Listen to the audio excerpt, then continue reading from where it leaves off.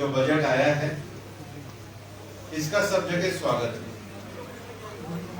मैं पिछले दिनों गुजरात गया, बहुत सारे आर्थिक एसोसिएशन से मिला। मैंने उनको कहा कि बजट को कैसे देखते हैं। मुझे लगभग 90% लोगों ने कहा कि साहब बजट से पहले डरे हुए थे, कोई नया टैक्स नहीं लगा, इससे बढ़िया कोई बजट हो ही नहीं सकता। पिछली बार फरवरी में, क्योंकि अब हमारे देश में बजट को हमने 1 फरवरी को रखने की परंपरा शुरू कर दी। प्रधानमंत्री मोदी जी की सरकार में हमने फरवरी में बजट रखने की परंपरा इसलिए शुरू करी, आपको ध्यान होगा पहले जो बजट था वो 31 मार्च 1 अप्रैल को 31 मार्च को इकोनॉमिक सर्वे आता था, 1 अप्रैल को बजट रखा जाता था और सरकार का जो वार्षिक कामकाज है वो 1 अप्रैल से शुरू होता।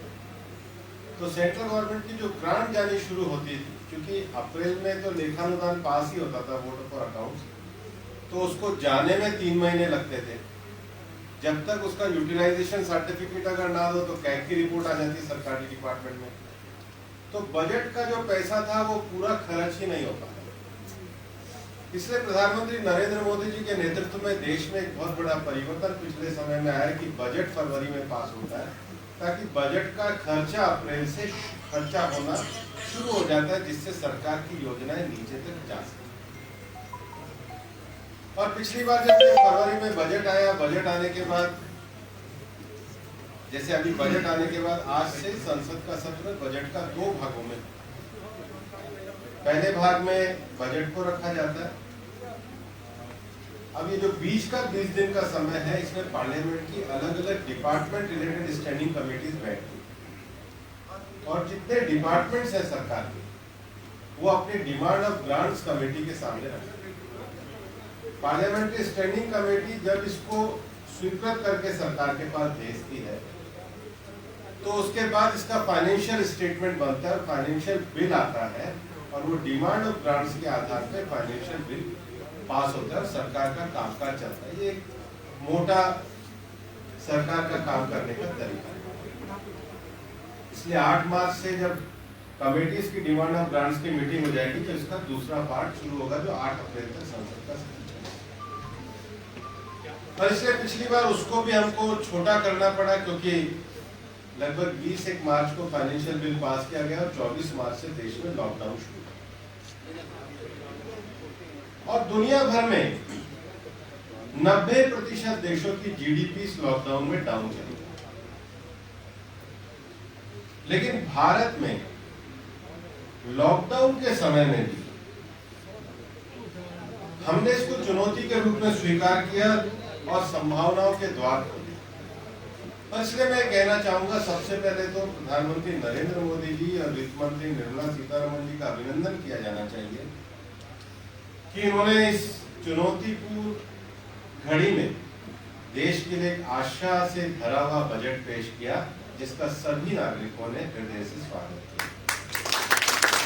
देश में परिस्थिति क्या है कि लॉकडाउन होने के 48 घंटे के अंदर सरकार ने प्रधानमंत्री गरीब कल्याण योजना के नाम पे पैकेज 24 मार्च को लॉकडाउन हुआ और 26 मार्च को पैकेज की घोषणा। जो 26 मार्च को पैकेज की घोषणा हुई, आपको सुनकर के अच्छा लगेगा कि कुल मिलाकर के 2,76,000 करोड़ का जो प्रधानमंत्री गरीब कल्याण योजना का पैकेज था, उससे 80 करोड़ लोगों को सीधा लॉकडाउन के समय में राशन। 8 करोड़ महिलाएं जो सुदूर पूरे देश में बसी हुई थी, उनको लॉकडाउन के समय का मुफ्त गैस सिलेंडर और सब्सिडी उनके खाते में। देश में 40 करोड़ गरीब, किसान, बुजुर्ग, दिव्यांग, प्रवासी, ये जो लोग हैं उनके खाते में सीधा सीधा पैसा जनधन का ट्रांसफर हो। तो जो पहली चुनौती लॉकडाउन के समय में और पूरे समय में सरकार के सामने थी, वो ये थी कि कोविड-19 के कारण जो अचानक ठहराव उत्पन्न हो गया और अचानक ठहराव उत्पन्न होने से लोगों के जीवन को बचाना और लोगों को जीविका उनकी चलती रहे, इसको बचाना सरकार की बड़ी जिम्मेदारी थी। और मैं आपको आज बड़े विश्वास के साथ कह सकता हूं, अगर आप 1 साल का पूरा इस विश्लेषण करेंगे तो कोई भी आदमी इस पूरे 1 साल में भूखमरी से, अव्यवस्था से, अराजकता से, डिमांड और सप्लाई से किसी भी तरीके से परेशान नहीं हुआ। ये सबसे बड़ा काम सरकार ने किया। लेकिन इतना करने के बावजूद भी जब मार्च में लग रहा था कि हमने गरीब कल्याण योजना को अनाउंस कर दिया, मई में सरकार भारत का आत्मनिर्भर भारत का पैकेज 1, पैकेज 2 और पैकेज 3 को लेकर के आया। कुल मिलाकर के उस 1 साल के अंतर्गत जो आत्मनिर्भर भारत का पैकेज था, उसमें सरकार के द्वारा मार्केट के विभिन्न भागों में उन योजनाओं के माध्यम से 27 लाख करोड़ से ज्यादा का पूंजी का प्रवाह किया गया, जो भारत की पूरी जीडीपी का 13% था। और आज जब इस बजट को हम देखते हैं तो जो पहली चुनौती है कि कोविड-19 के कारण जिंदगी में ठहराव आया, उसको दूर करने का काम इस बजट में। दूसरा विषय जो कोविड के कारण देश के सामने आया वो हेल्थ सेक्टर। जब हम कोविड की महामारी के अंतर्गत गए थे तो इस देश में कोरोना कोई नाम की बीमारी का ही पता नहीं था, टेस्टिंग लैब नहीं थी। आज देश के हर जिले तक टेस्टिंग लैब गई है, लाखों लोगों का रोज टेस्ट होने की कैपेसिटी इस देश में है। पीपी किट कुछ ही बनते थे, आज इस देश में पीपी किट की इतनी बहुतायत है कि हम दुनिया के अन्य देशों को देते हैं। वेंटिलेटर हमने अपने देश में डेवलप करे, और ये पहली बार है कि किसी भी दवाई को, जिसको अंतरराष्ट्रीय प्रोटोकॉल में भी 10 साल लगते हैं, भारत ने एक नहीं बल्कि 2 स्वदेशी वैक्सीन का विकास किया, और हमने दुनिया का सबसे बड़ा वैक्सीन का अभियान केवल अपने देश में नहीं किया, दुनिया के बाकी देशों को भी वैक्सीन उपलब्ध कराने में आज भारत समर्थ बना। लेकिन जब ये बजट निर्मला सीतारमण जी ने रखा तो जो स्वास्थ्य के क्षेत्र की चुनौती थी, उस स्वास्थ्य के क्षेत्र की चुनौती को भारत सरकार ने एक नए तरीके से पहचाना है, जो इस बजट का एक बड़ा विषय है। इस बजट में आज हेल्थ सेक्टर में हमारी सरकार ने 137% की वृद्धि करी है, जो हेल्थ सेक्टर में आज तक का सबसे बड़ा पैसा किसी सरकार के द्वारा आवंटित किया है। लेकिन हेल्थ सेक्टर में केवल 137% की वृद्धि, 137% की वृद्धि के साथ पॉलिसी इशू पे भी हमको समझना। 1946 में कोई बुरे कमेटी थी, उसके बाद उसके हिसाब से हमारे देश का हेल्थ स्ट्रक्चर चलता, और ये जो हमारे देश में हेल्थ स्ट्रक्चर की व्यवस्था है, अगर ग्रामीण क्षेत्र से देखा जाए तो 3 टायर में रहती थी। एक पब्लिक है, पब्लिक हेल्थ डिस्पेंसरी सरकार के द्वारा, फिर सीजीएच, उससे ऊपर, और उससे ऊपर सिविल अस्पताल। लेकिन अगर आप इस देश में ये व्यवस्था देखोगे कि पब्लिक हेल्थ डिस्पेंसरी, उसके ऊपर सेकेंडरी, उसके ऊपर जो 3 टायर डिस्पेंसरी व्यवस्था थी, अगर सच में अगर आप पूछोगे तो ये चलाया हुआ जो मॉडल है लंबे समय तक कामयाब नहीं रहा। इसलिए हमारे देश में आज भी ये माना जाता है कि जो 3/4 आबादी है, 3/4 आबादी जो है, वो out of the pocket health care पे एक्सपेंडिचर करती है। सबका अपना जेब से लगता है, किसी को यहाँ भी जाने का अनुभव नहीं है कि प्राइमरी हेल्थ में डिस्पेंसरी में दिखाने गए हो, डिस्ट्रिक्ट अस्पतालों का हालत। और इसलिए सरकार ने जो पिछला नेशनल हेल्थ मिशन प्रोग्राम है उसको न केवल कंटिन्यू किया, बल्कि भारत में प्रधानमंत्री नरेंद्र मोदी जी की सरकार आने के बाद हमने आयुष्मान योजना के कार्यक्रम को भी लागू किया,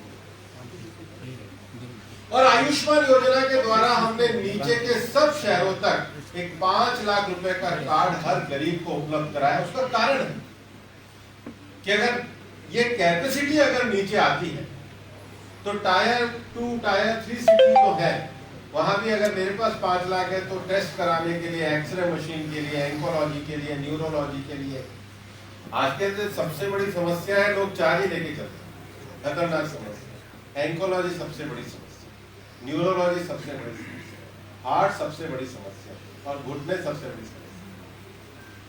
ये बीमारियां ऐसी हैं जिसके बारे में गरीब आदमी भी परेशान रहता है। इसलिए भारत सरकार का आयुष्मान योजना अपने आप में दुनिया की सबसे बढ़िया हेल्थ योजना है। लेकिन इस बजट में हमने हेल्थ सेक्टर को 3 विषयों को हम मान के चलते हैं कि अगर हेल्थ सेक्टर का इस देश में कल्याण करना है तो हमारा हेल्थ सेक्टर केवल क्यूरेटिव नहीं होना चाहिए, क्यूरेटिव होने के साथ साथ, उपचार वाला होने के साथ साथ प्रिवेंटिव भी होना चाहिए और रिफॉर्मेटिव भी होना चाहिए। आज दिल्ली में हम सबसे ज्यादा परेशान किससे हैं? एयर पॉल्यूशन से, वाटर से, कचरे से। एक आदमी सब कुछ कर सकता है, लेकिन आदमी अपनी पर्सनल कैपेसिटी पे, जिसको पब्लिक गुड्स कहते हैं, पब्लिक गुड्स को आप जाकर के ठीक नहीं कर सकते, अकेले जाकर के दिल्ली की हवा नहीं सुधार सकते, अकेले जाके कचरा प्रबंधन नहीं कर सकते, अकेले जाके जल स्वच्छता का काम नहीं कर सकते। तो ये जो हेल्थ के साथ हमारा मानना है, सरकार ने, मेरा मानना है कि देश में आने वाले समय में भी दुनिया भर में जो पब्लिक पॉलिसी का विषय चलता है, पब्लिक पॉलिसी के आधार पर ही लेजिस्लेटिव फ्रेमवर्क तय होता है, उसके आधार पर ही पॉलिसी किसी भी सरकार की बनती है, डेमोक्रेटिक प्रिंसिपल में। आज के समय में मैं तो कई बड़े अच्छे बच्चे भी जो लॉ कॉलेज से पढ़ के आते हैं, पब्लिक पॉलिसी का अध्ययन करते। तो हेल्थ और वेलनेस, ये दोनों विषय पहली बार पब्लिक पॉलिसी में हमारी सरकार लेकर के आई। ये दूसरी बड़ी चुनौती थी। तीसरी जो बड़ी चुनौती है, जब पूरा कोविड का 1 साल गया तो इस देश में सबसे पहले इंफ्रास्ट्रक्चर पे बड़ा प्रभाव पड़ा, और हमारी सरकार आने के बाद हमारा ये मानना है कि इंफ्रास्ट्रक्चर को बढ़ाने में प्रधानमंत्री नरेंद्र मोदी जी की सरकार ने बड़ा काम किया। जब 2014 में हम लोग सरकार में आए थे तो देश में केवल 65 एयरपोर्ट काम करते थे। 2019 में जब हम दोबारा चुनाव में गए तो देश में 101 एयरपोर्ट थे, और 2024 में अगर यही स्पीड रही, क्योंकि मेरी बात रिकॉर्ड भी हो रही है, तो इस देश में 165 एयरपोर्ट। जब 2014 में हम आए थे तो मेडिकल कॉलेज की संख्या इतनी नहीं थी। 2019 में हमने तय किया था कि कम से कम 3 लोकसभा क्षेत्र में एक मेडिकल कॉलेज है। 2014 से 2019 में 70 साल में जितनी मेडिकल की सीटें नहीं बढ़ी थी, उसकी दुगनी मेडिकल की सीटें और पीजी की सीटें बढ़ी। आज देश में यह स्थिति होने जा रही है कि देश के हर लोकसभा में एक मेडिकल कॉलेज। नॉर्थ ईस्ट के कुछ राज्यों का अगर छोटा स्वरूप है, अगर उसको देखें तो देश के लगभग हर प्रदेश तक एम्स पहुंच गया। सड़कों की संख्या, प्रधानमंत्री ग्रामीण सड़कें 6,32,000 किलोमीटर की सड़कें बनी, नेशनल हाईवे, बड़े इरिगेशन प्रोजेक्ट्स। हम जब सरकार में आए थे तो 99 इरिगेशन के जो प्रोजेक्ट्स हैं, वो 99 इरिगेशन। आइए आदेश जी, स्वागत है आपका। एक बार जरा ताली बजा दीजिए।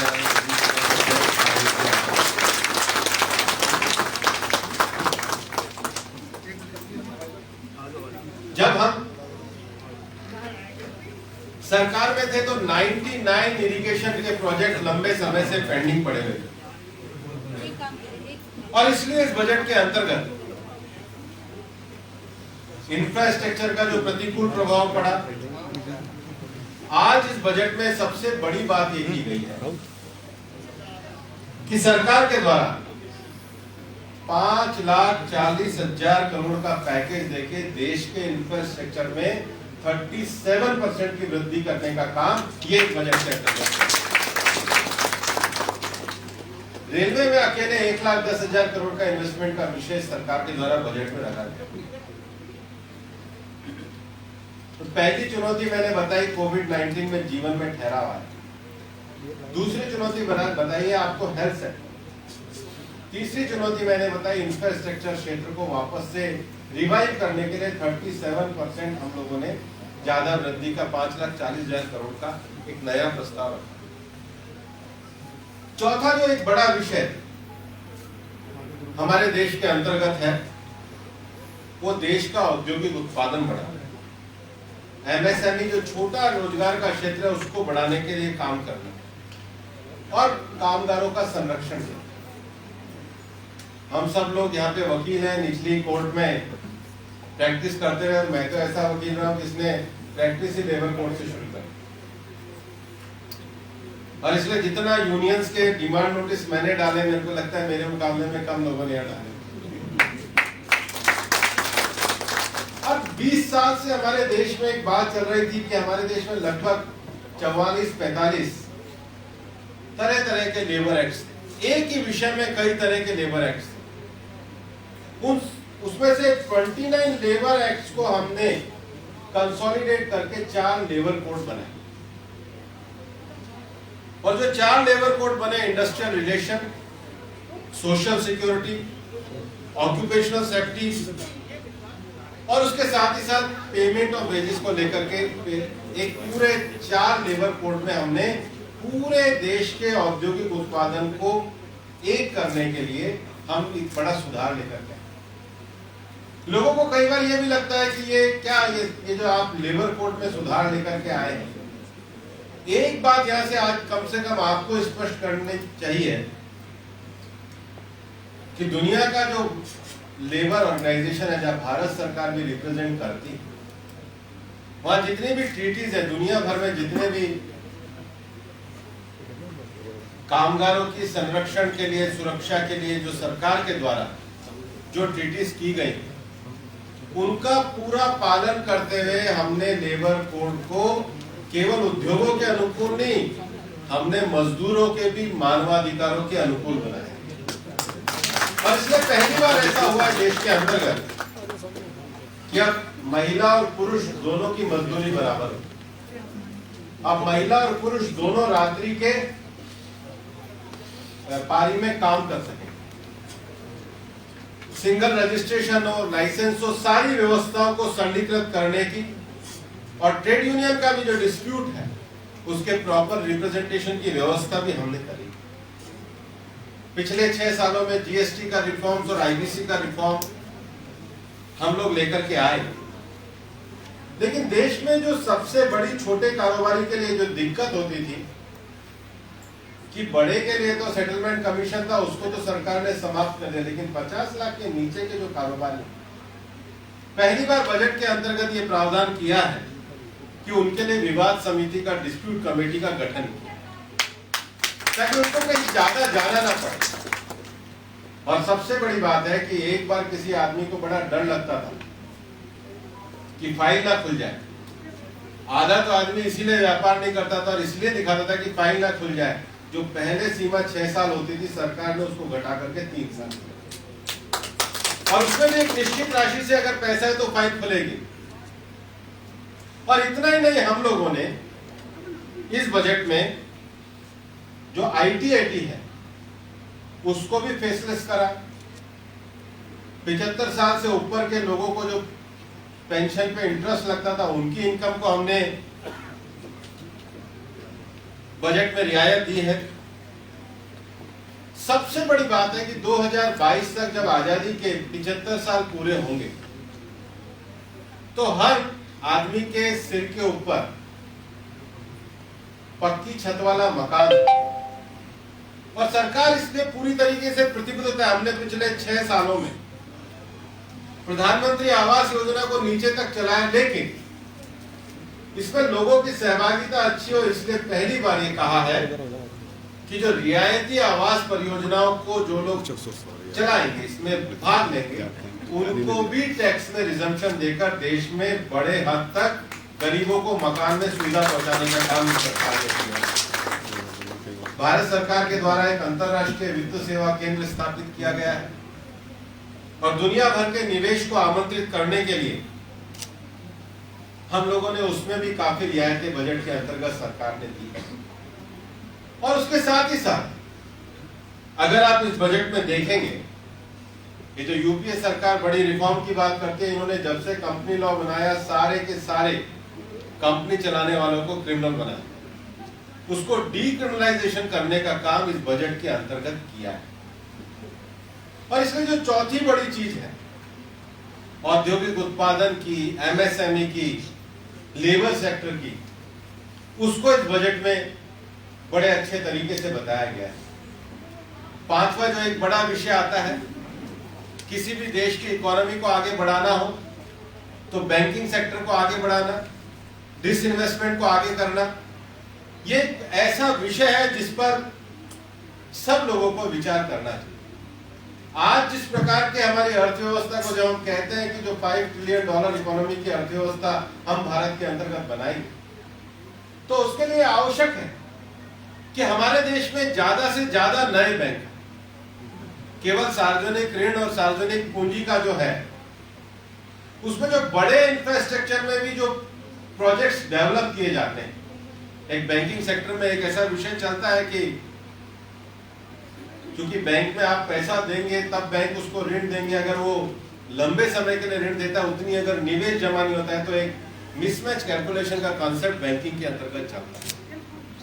और इसलिए देश में कॉर्पोरेट सेक्टर में अगर हमको ज्यादा लंबे समय परियोजनाओं में निवेश करने के लिए अगर पैसे की आवश्यकता करनी होगी, तो उसको बॉन्ड मार्केट कहा जाता है, जहां पर बॉन्ड के आधार पे आगे का ऋण मिलने की संभावना रहती है। सरकार ने उसके लिए एक बेहतरीन फ्रेमवर्क बनाने की बात इस बजट के अंतर्गत करी।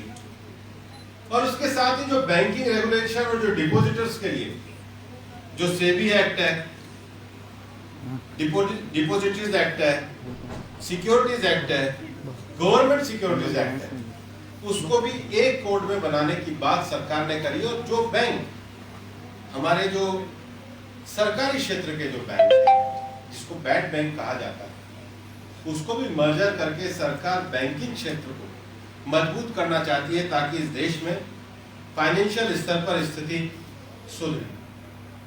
ये बजट की मोटी मोटी बातों को विचार करने के बाद आपको ध्यान में आता है कि जो आत्मनिर्भर भारत की संकल्पना, उस आत्मनिर्भर भारत की संकल्पना में सरकार ने बहुत बड़े निर्णय लेने वाले काम करे और अपने आप में इस बजट को बहुत भारत की दृष्टि से बहुत बोल्ड बजट कहा जाता है। लेकिन एक बात कोरोना के समय में हमने देखी भी, वो हमने ये देखी कि कोरोना के समय में जो शहर में भी अपना छोटा मोटा काम कर रहे थे, वो सब गांव की ओर लौटने लगे। इस देश की अर्थव्यवस्था को मजबूती का आधार मतलब इस देश की ग्रामीण अर्थव्यवस्था को मजबूत करने का है। ग्रामीण क्षेत्रों के इंफ्रास्ट्रक्चर को सुधारने में प्रधानमंत्री नरेंद्र मोदी जी के नेतृत्व में हमारी सरकार ने मजबूती के साथ काम किया है। और अगर आप पिछले 6 सालों में देखेंगे, 2014 में जब प्रधानमंत्री नरेंद्र मोदी जी ने लाल किले से भाषण दिया तो उन्होंने कहा था कि हिंदुस्तान के हर गांव तक बिजली पहुंचनी चाहिए। 2019 के चुनाव में हम गए तो हिंदुस्तान के हर गांव में बिजली पहुंची। प्रधानमंत्री सड़क योजना, प्रधानमंत्री सिंचाई योजना, इन सारे विषयों में गांव गांव तक उज्ज्वला पहुंचाना, आयुष्मान पहुंचाना, सड़क पहुंचाना, बिजली पहुंचाना, ये काम प्रधानमंत्री नरेंद्र मोदी जी के नेतृत्व में हुए। जो सबसे बड़ा काम हमारे देश के अंतर्गत हुआ वो किसानों को किसान सम्मान निधि देने का। किसान, जो छोटा किसान है इस देश में 80 से 90% किसान, वो छोटा किसान, किसी की 1 एकड़ जमीन है, किसी की आधा एकड़ जमीन है, किसी की पौन एकड़ जमीन है, फसल के समय में उसको बीज के लिए, खाद के लिए छोटा पैसा देना होता था। और इसके लिए प्रधानमंत्री किसान सम्मान योजना में 3 बार 2-2 हजार करके 6,000 रुपया सालाना उन सब छोटे किसानों को दिया जाता है। आज 11 करोड़ किसान उससे पूरी तरीके से लाभ ले रहे हैं। और इस बार इस बजट में ग्रामीण क्षेत्र में कृषि ऋण के लिए 16.5 लाख करोड़ का प्रावधान सरकार ने किया है। प्रधानमंत्री फसल बीमा योजना को मजबूत करने का काम किया। डेयरी हो, मत्स्य हो, पशुपालन हो, हॉर्टिकल्चर हो, सब जगह बढ़ाने का काम किया है। इस समय जो देश में सबसे बड़ा विषय चल रहा है वो कृषि कानूनों को लेकर के विषय चल रहा है। कुछ लोग कृषि कानूनों के नाम पर देश में एक भ्रम की स्थिति पैदा करना चाहते हैं। सबसे पहले जो इसका विरोध कर रहे हैं उनसे मैं कहना चाहूंगा कि 2010 में देश के तत्कालीन प्रधानमंत्री श्री मनमोहन सिंह जी ने 2010 में एक एग्रीकल्चर कमेटी बनाई, नेट के ऊपर उपलब्ध है, जिसके पास ना हो मेरे से पूछ लेना, मैं दे दूंगा। और उस कमेटी के चेयरमैन हरियाणा के उस समय के मुख्यमंत्री भूपेंद्र सिंह हुड्डा बने। उस समय के कृषि मंत्री शरद पवार जी थे। उस समय के ममता बनर्जी सरकार के वित्त मंत्री आसिम मित्रा उस कमेटी के मेंबर थे। और उस कमेटी ने अपनी रिपोर्ट में कहा कि भारत में अगर कृषि क्षेत्र को बढ़ाना है तो एपीएमसी को ही समाप्त करना चाहिए। लेकिन हमारी सरकार ने एपीएमसी को समाप्त नहीं किया।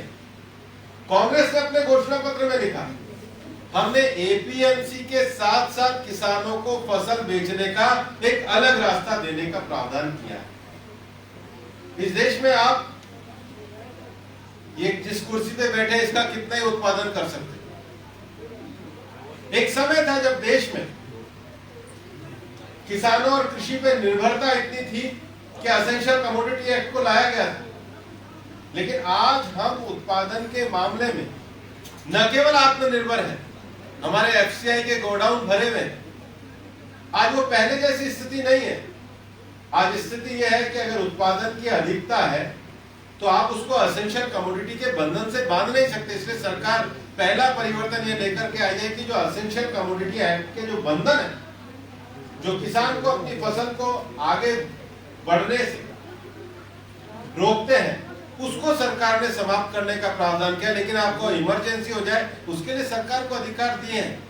लेकिन जहां पर किसान को आगे जाने का रास्ता उपलब्ध होना चाहिए उसको हमने कृषि कानून के माध्यम से देने का काम किया है। और उसके साथ ही साथ आज अगर भारत के एग्रीकल्चर सेक्टर को अगर हम विकसित देखना चाहते हैं तो तीन चीजें एक साथ चाहिए। पहला, किसानों का उत्पादन बढ़ना चाहिए।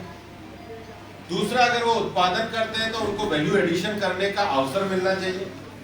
तीसरा, अगर वो वैल्यू एडिशन करते हैं और अगर उनका प्रोडक्ट आ जाता है और अगर वो समय पे नहीं बिकता है तो उसके भंडारण करने की व्यवस्था होनी चाहिए।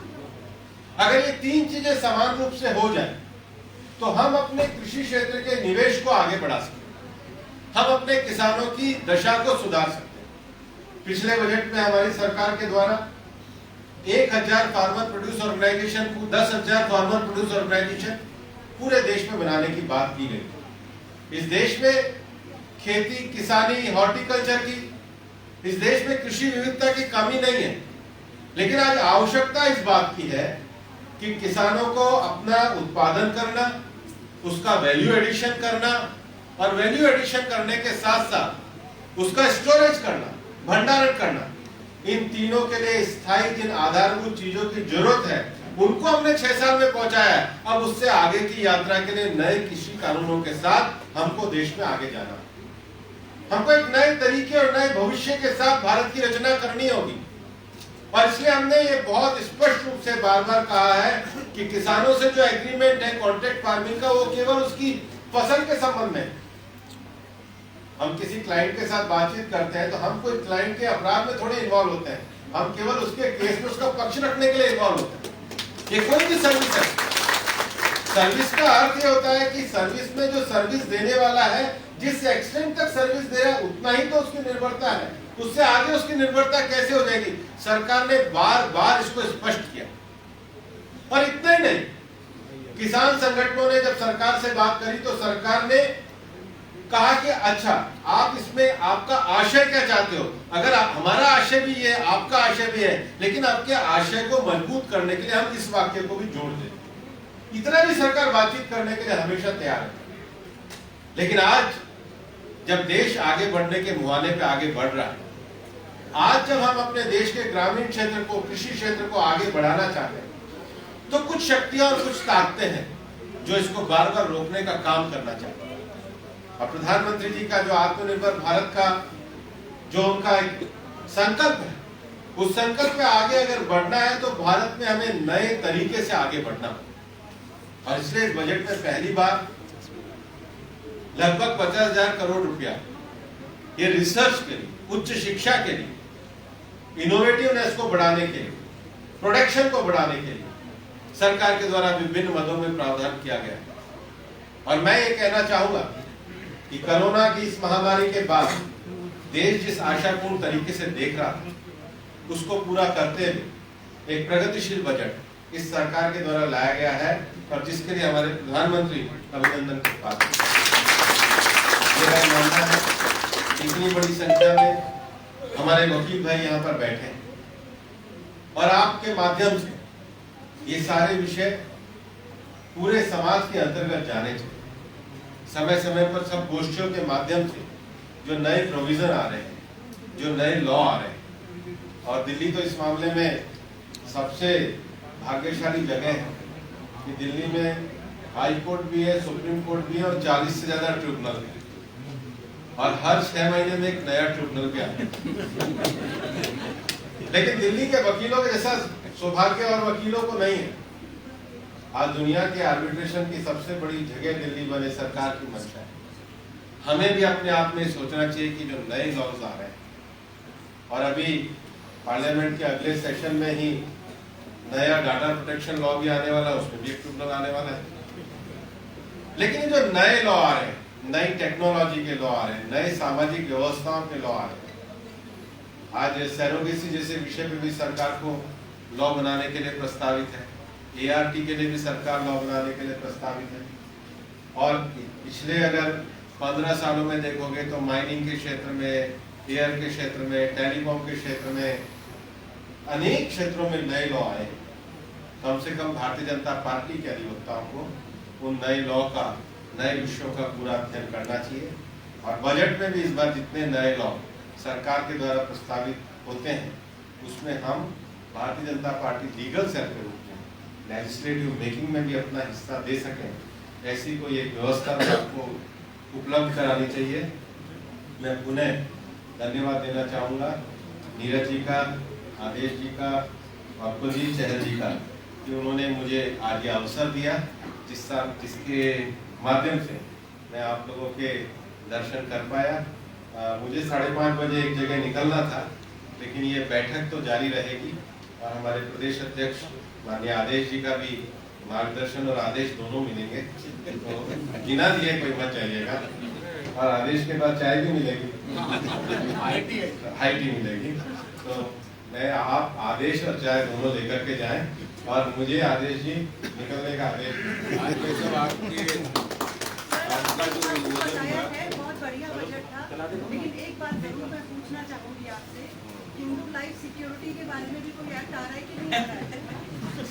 ऐसा है कि ये देश अपना है, और ये आप इसको इंफिनिटी में मत लीजिए, ये देश ही अपना है, अपन ही सबकी सिक्योरिटी देने वाले हैं। चिंता